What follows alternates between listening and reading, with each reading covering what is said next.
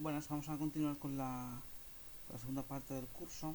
Ya estamos hablando de la destilación. Aquí os presento, es un destilador. En este caso es un destilador monofase, es muy sencillo, en el cual se pone dentro, como en esta urna, el líquido a destilar. Esto es una resistencia que lo calienta, y por el serpentín se hace pasar un líquido, y después tiene diferentes tomas se hace pasar un líquido en contrasentido para actuar como refrigerante. Entonces después tiene diferentes tomas. Entonces esto permite poder separar líquidos que tienen diferentes puntos de ebullición. Conforme más diferente es el punto de ebullición, más efectiva es la destilación y por tanto la pureza de las dos mezclas que tenemos. En este caso es un destilador al vacío. Vamos a presentar dos modelos. El que aparece en la foto, es un destilador al vacío industrial que se utiliza, por ejemplo, para hacer la cerveza sin alcohol. El tipo de destilación hay como de diferentes, de al vacío me refiero, hay como dos tipos diferentes. Una que es la destilación fraccionaria, y otra que es la destilación al vacío, ¿vale? La destilación al vacío lo que consiste es que a la vez que estamos calentando la muestra se está realizando el vacío, de manera que la presión atmosférica que se genera es muy baja. Entonces esto permite la separación de, de diferentes gases, hasta con una diferencia de 0,1 punto en la temperatura de evaporación. La destilación fraccionaria es una técnica que se emplea para la separación de sustancias cuyos puntos de ebullición se difieren en menos de 25 grados. En este caso lo que se hace es una destilación secuencial. La diferencia respecto a la destilación simple es la presencia de una columna de fraccionamiento entre el matraz y la cabeza o el punto final de extracción de destilación. Este es el caso de un rotavapor de laboratorio. ¿eh? El matraz va dando vueltas, va girando en un baño María, de temperatura controlada. A la vez que se está calentando, se genera vapor, se genera vacío, y ese vacío, ese arrastre que se genera, pasa por un líquido, por un refrigerante. Esto permite la purificación muy exacta de líquidos o de o de puntos de ebullición muy pequeños entre sí. La destilación por arrastre de vapor es una técnica que se aplica a la separación de sustancias que son poco solubles en agua. La destilación por arrastre de vapor se emplea para una sustancia de una mezcla que posee un punto de ebullición muy alto y que se descompone al destilar. También se emplea para purificar sustancias contaminadas por grandes cantidades de impurezas resinosas habitualmente, y para separar disolventes de alto punto de ebullición de sólidos que no se arrastran. En este caso es una destilación fraccionaria de laboratorio. Aquí lo que hacemos es que podemos conseguir la, la mezcla original, poder separar por tantos puntos intermedios como sistemas estemos colocando. Aquí lo que pasa es que el líquido o sea, el vapor que se evapora va pasando por diferentes columnas, y cada una de esas columnas tiene una temperatura diferente. Habitualmente se pone en contrasentido, de manera que en este caso la columna de más hacia la derecha es la que tiene el agua más fría, y la columna de la izquierda es la columna que tiene el agua más caliente, porque unas van saliendo y van entrando en otras.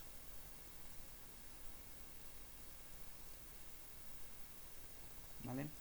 Aquí tenemos la extracción por disolventes, que tenemos la continua y la discontinua. Antes de entrar a la filtración, quería hablar sobre la extracción discontinua, ¿eh? ¿Por qué? Porque es algo que seguramente vayáis de las pocas partes, bueno, depende del ámbito en el que trabajéis, porque la extracción sobre todo se utiliza mucho para temas de aceites, de esencias, se utilizan mucho, ¿eh? Y también se utiliza mucho la extracción discontinua, sobre todo la maceración. La maceración consiste en que la mezcla que nosotros queremos queremos extraer, la dejamos con un líquido extractivo, con un disolvente, unas ciertas horas, por ejemplo. Esto que hemos hecho siempre en el colegio, de cogemos alcohol de 70 o alcohol de 90, lo ponemos con lavanda, lo mezclamos, lo dejamos actuar durante un día y después filtramos, o con diferentes flores, y después filtramos. Al filtrar recogemos ese alcohol y el alcohol ha arrastrado la, la, las esencias, los aceites esenciales de esas flores. Entonces al final tenemos una mezcla de alcohol con esos extractos naturales. Eso se le llama una maceración. Dejar un tiempo controlado y a una temperatura controlada un líquido, un disolvente con aquello que queremos extraer. La digestión, en este caso, lo que se hace es que se utiliza antes de la maceración. Es como un proceso de maceración un poco más complicado, y antes de hacer la maceración se pasa por un proceso digestivo que puede ser químico, mediante algún ácido o alguna base fuerte, o mediante enzimas. Por ejemplo, en algunos casos, para hacer una buena obtención de látex, se utiliza una digestión de unas celulasas que lo que hacen es destruyen la parte más fibrosa de los tallos, y después esto permite una buena extracción del látex. En este caso la digestión es mediante unas proteínas, pero puede ser que esa digestión pueda ser realizada por ácido clorhídrico o ácido sulfídrico o sosa cáustica, por ejemplo. En el caso de la infusión, es un caso muy parecido a una maceración, con tiempos mucho más cortos. La maceración suelen rondar entre 1 hora, 2 horas, 3 horas, ¿vale? Mientras que la infusión suele ser por debajo de 1 hora, y es a temperatura por encima de 70 grados. Se utiliza para los casos en los que los aceites esenciales o la sustancia que queremos extraer no, no se ve alterada por la temperatura. ¿eh? No se ve alterada por la temperatura. Al darle mayor temperatura, lo que estamos consiguiendo es acelerar los procesos de extracción, de solubilidad y por lo tanto de extracción. La decocción es una técnica que inicialmente se utilizaba en Alemania, y lo que consiste es a ver si lo consigo explicar bien. La decocción lo que consiste es como si fuese una infusión, es una mezcla de una infusión y una maceración, ¿vale? Se utilizan tiempos de 1 hora superiores a 1 hora, pero se hace como si fuese una infusión, de manera que es como una infusión a diferentes pasos, de manera que yo cojo el matraz, donde voy a hacer añado la sustancia vegetal, la sustancia en la que yo quiero extraer, le añado el disolvente y lo caliento, pues eso, a 50, a 60 grados. Y ahí lo dejo actuar durante un periodo de tiempo determinado, media hora, 20 minutos, 35 minutos, el tiempo que yo tenga estimado. Después se puede hacer de dos maneras, o bien se coge la manera clásica, o el protocolo clásico dice: coges un trozo, coges un pequeño volumen de ese extracto, lo vuelves, lo calientas hasta casi llegar a la ebullición, y lo vuelves a añadir a la mezcla, de manera que lo que consigues es vas pasando de como escalas. Primero lo tenías a lo mejor a 50 grados, al sacar una pequeña parte, calentarlo mucho casi hasta la ebullición y volverlo a añadir, a lo mejor pasas a 70 grados. Entonces se se extrae la cantidad necesaria para poder llegar a ese segundo escalón de temperatura. Si yo estoy en 50 y quiero llegar a 30, tendré que sacar más volumen, calentar más volumen que si, yo quiero pasar de 50 a 60 grados. Entonces se añade, se deja llegar a esa segunda escala, se deja el tiempo que tengamos que actuar y se puede volver a hacer hasta una tercera escala. Por ejemplo, imaginemos que queremos hacer 35 grados, 50 grados y 70 grados. Para llegar a esa tercera escala, igual volvemos a extraer un poco de la mezcla de la sustancia que queremos extraer y del líquido disolvente, calentamos hasta llegar casi a ebullición, y lo volvemos a añadir a la mezcla original para llegar a esa tercera escala. Ahí lo dejamos a todo el tiempo que sea y continuamos con el proceso. Se pueden hacer tantas escalas como queramos. Esta es la parte clásica, o protocolo clásico de decocción. Otra manera de poder hacer decocción es, en vez de extraer una pequeña cantidad de disolvente, calentarlo, volverlo a añadir, añado disolvente extra. Es decir, tengo un matraz donde yo estoy haciendo la extracción, tengo otro matraz con el disolvente, caliento el disolvente hasta la temperatura que yo quiera llegar, y añado la cantidad justa para llegar a esa segunda escala. Esas son las dos maneras de poder trabajar. Se dice que el sistema de decocción es mucho más eficiente, y que mediante el sistema de decocción se pueden obtener extractos que de otra manera no se podrían conseguir. Bueno, la filtración. Bueno, la filtración es un proceso clásico dentro de la separación de sustancias. Es un proceso de separación que experimenta un sólido y un líquido, una sustancia que está insoluble dentro de un líquido. A menudo lo que queremos conseguir es aislar el sólido, y en otras ocasiones lo que nos va a interesar es la disolución.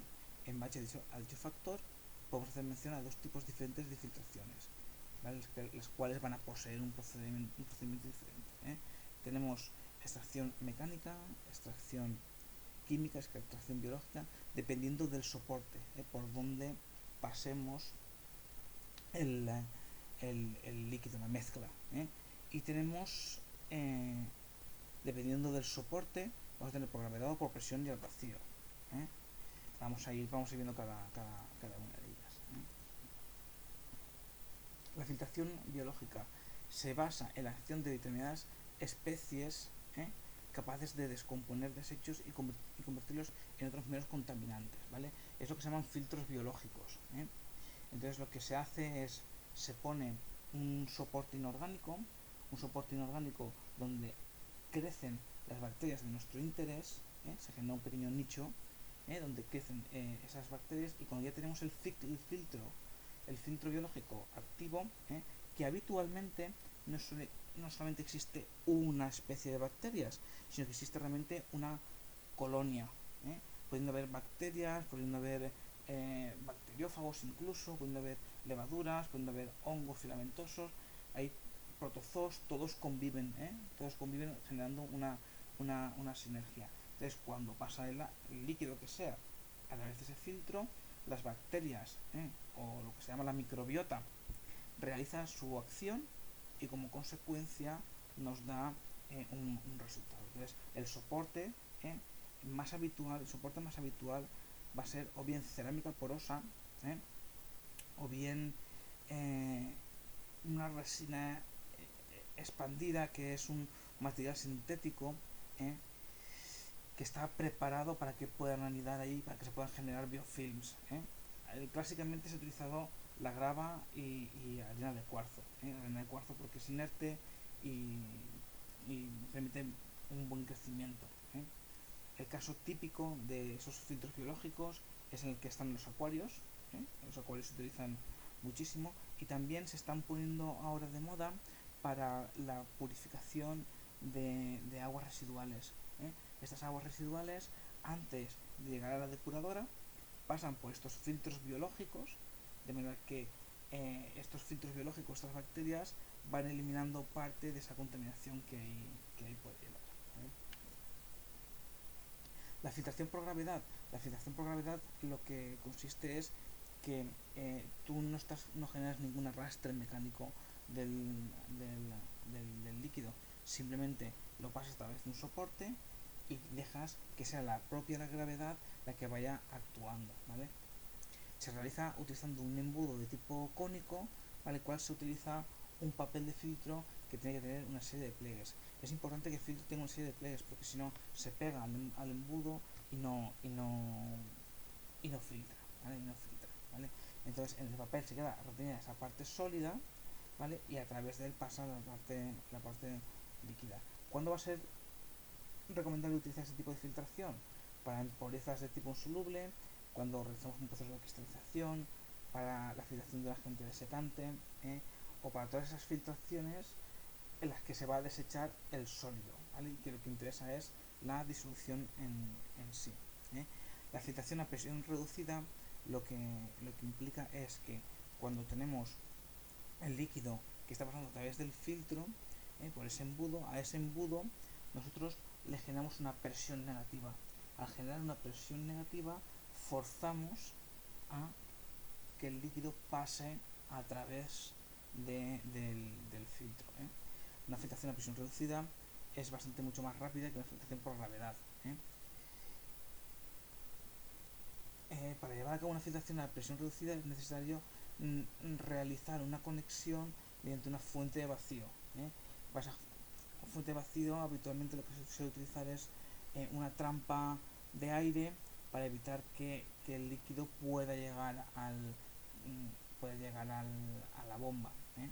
Entonces se utiliza un embudo Wunschner, que es un embudo fabricado en cerámica cerrado por el fondo y agujereado, y se utiliza también un matraz Kitasato, para que tiene esa anatomía preparada para poder acoplar una bomba de vacío, ¿eh? Antes de la cromatografía hemos visto la filtración biológica. La filtración mecánica es a través de un soporte mecánico, ya bien sea papel, ya bien sea acero inoxidable.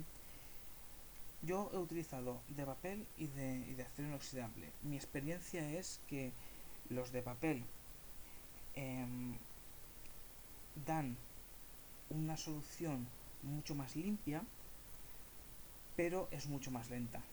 Mientras que los filtros de inoxidable, la filtración es muchísimo más rápida, pero deja más impurezas, ¿eh? Deja más impurezas.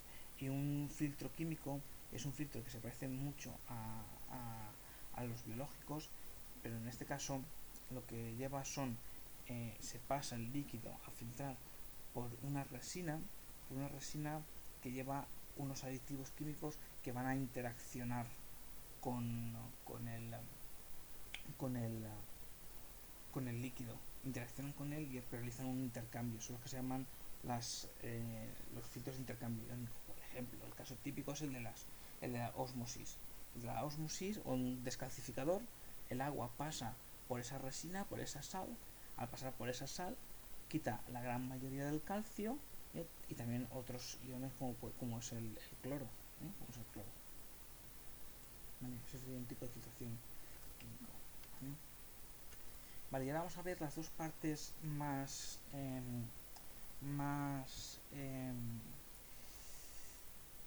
más de protocolo experimental, que es la cromatografía y la electroforesis, ¿eh? Vamos a explicar lo que es. Su uso no es muy habitual en los laboratorios de alimentación, pero cada vez más se están empezando a utilizar porque podremos obtener unos datos a nivel cualitativo que pueden ser de interés. Ya lo iremos viendo, ¿eh? En cuanto a cromatografía, pues tenemos cromatografía líquido-líquido, cromatografía gas-líquido, líquido-sólido o gas-sólido, ¿vale? Atendiendo un proceso químico-físico que se va a protagonizar en el proceso de separación, ¿eh?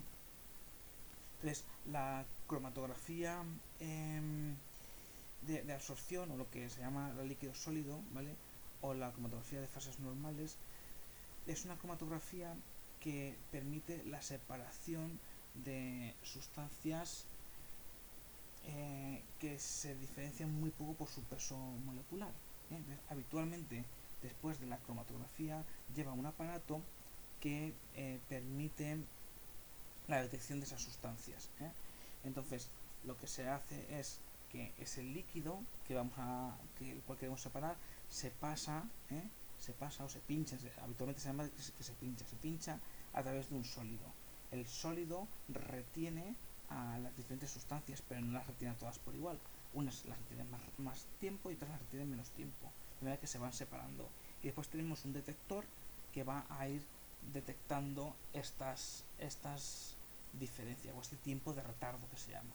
Entonces se utiliza una serie de patrones para saber qué es lo que yo estoy tratando. Por ejemplo, imaginemos que vamos a detectar o queremos detectar vitamina C. Pues yo sé que con esta columna, que es la columna 18C, cuando yo pongo la vitamina C, tarda 1 minuto en llegar al detector. ¿Vale? Yo sé que el tiempo de retención de 1 minuto corresponde a la vitamina C.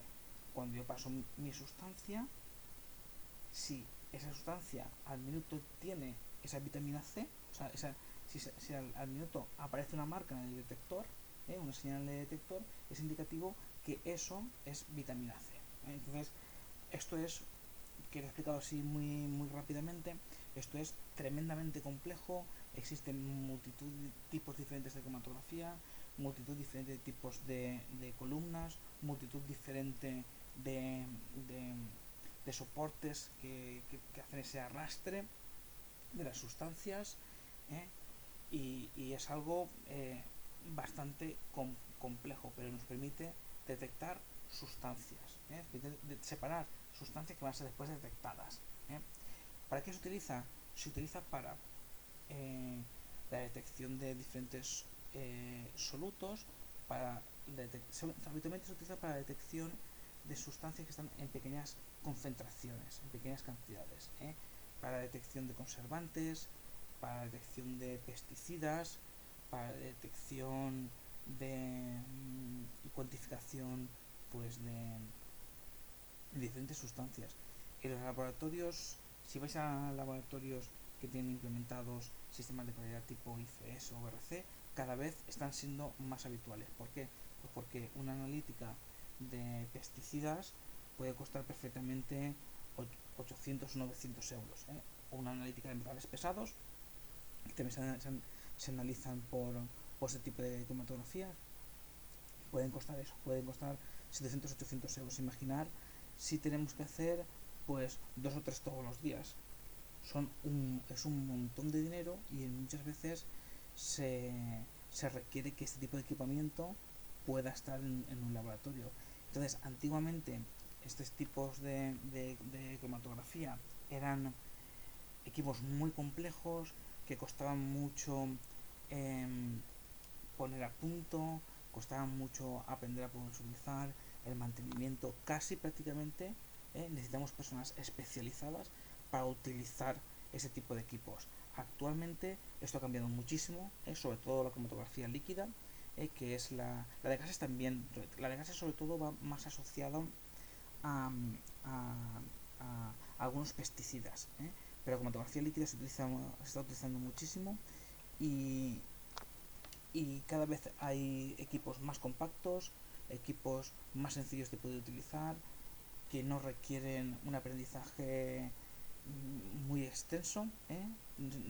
Necesitan que nos enseñen a manejar el equipo, saber qué patrones, saber qué columnas tengo que poner, cómo se intercambian y el mantenimiento, pero que en poco tiempo somos capaces de poder utilizar un cromatograma líquido, y bueno, y lo utilizamos, y se utiliza pues para saber, para que no veamos que no nos hemos pasado con un aroma en cantidad, para ver la cantidad que puede haber de un conservante, para ver si aparecen unos tipos de pesticidas, o si alguna muestra ha habido fermentación y por tanto aparece el alcohol, o para la cuantificación, porque también permite la cuantificación, porque dependiendo de lo grande que sea la marca, es un indicativo de de la cantidad que hay. Entonces también se hace unas rectas patrón, antes de empezar siempre se hace unas rectas patrón y, y entonces pues nos permiten calibrar el equipo y saber esa marca que ha aparecido, la señal que ha aparecido, qué cantidad aparece. Entonces también permite utilizar clorofilas, carotenos, aceites esenciales, permite la cuantificación de un montón de parámetros, un montón de parámetros. Es una técnica muy potente, muy precisa y muy compleja, aunque cada vez más, como os he dicho, se está haciendo más, más sencilla. Entonces, a modo de resumen, la cromatografía permite buenas separaciones e identificación de sustancias o grupos de sustancias, ¿vale? En un tiempo muy corto, tanto cualitativamente como cuantitativamente. ¿Qué condición tiene que tener? Que es imprescindible que la muestra sea soluble en un disolvente, ¿vale? Que es la fase, lo que se llama fase móvil. Entonces, pues también dependiendo de qué es lo que queremos cuantificar, se utilizan unos disolventes u otros. Algunas aplicaciones incluyen la detección de esos aminoácidos, proteínas, ácidos nucleicos, hidrocarburos, carbohidratos, fármacos, terpenos, plaguicidas, antibióticos, esteroides, ¿vale? O sea, permite un montón de usos y cada vez son más frecuentes en los laboratorios, porque están abaratando los precios, porque están haciéndolos más sencillos, porque no requieren de una gran complejidad técnica para poderlos utilizar. Bueno, ejemplos de utilización, bueno, pues hay, por ejemplo, que pongo algunos, la cuantificación de cafeína y la teobromina es un alcaloide que está en el cacao. Entonces, en algunos piensos se utiliza el análisis de la teobromina porque los animales no la pueden degradar y tienen un problema hepático si existe teobromina. Determinación de azúcares, la determinación cognitiva de algunos polisacáridos como el almidón, destrinas, destranos, glucógenos, inulina, celulosa, hemicelulosa, pectinas. La detección de ciclomatos o de benzoatos o de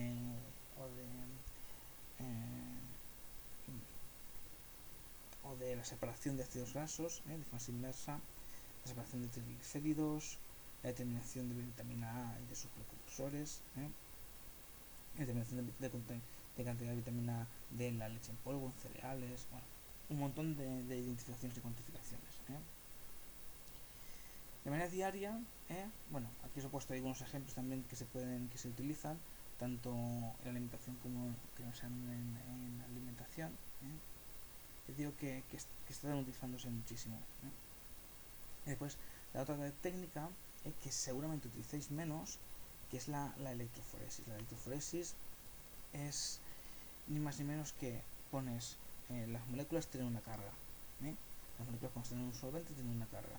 Entonces, si tú pones esa molécula en un campo eléctrico, tiene más y menos, ella se va a mover al sentido contrario de su carga. Si tiene carga negativa, se moverá hacia la carga positiva, hacia el polo positivo. Si tiene carga negativa, si tiene carga positiva,